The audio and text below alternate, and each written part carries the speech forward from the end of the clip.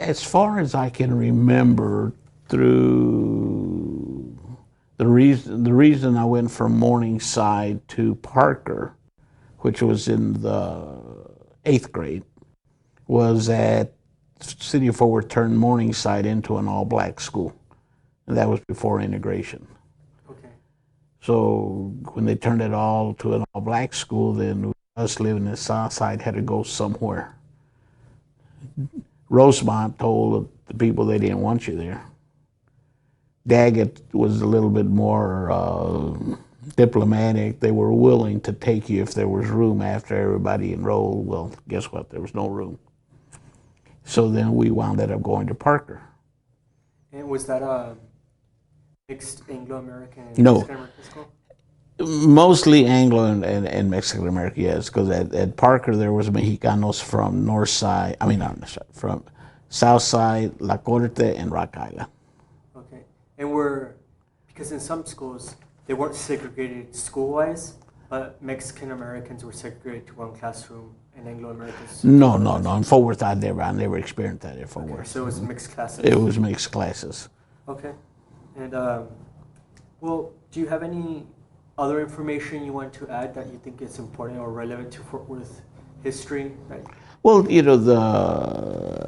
you're looking for the relationship between African Americans and Mexicans, and that didn't come till they integrated the schools. Because prior to that, there was still a very, very strong neighborhood of blacks, strong neighborhood of Mexicanos, strong neighborhood of Gabachos, and they didn't intermix. If you went downtown, I was either old enough or young enough, I don't know what you want to call it, but there to be able to see a black and a white water fountain. Went to the Leonard's department store. At the bottom of the stairs, there was 2 water fountains, one for black and one for whites. And once they integrated the schools, then you got to where you met more black people, more African Americans. Outside of that, everybody stuck to their neighborhood, so you didn't intermingle. There was no reason to intermingle.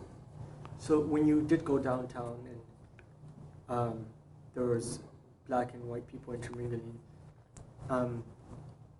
were the Mexican Americans segregated to where the white people were or the black people? To where the white people were.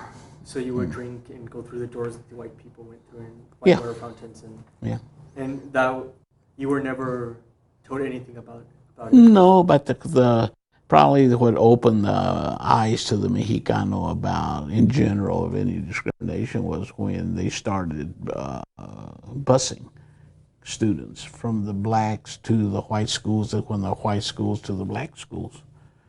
Because I think history tell you that when that started, the Mexicano got bused to the black schools as whites. Did you experience that yourself? No, I didn't. I was already past. I was old enough to, and they started busing in the elementary school. It was just something that you would hear in the community. Yeah. That was happening. So.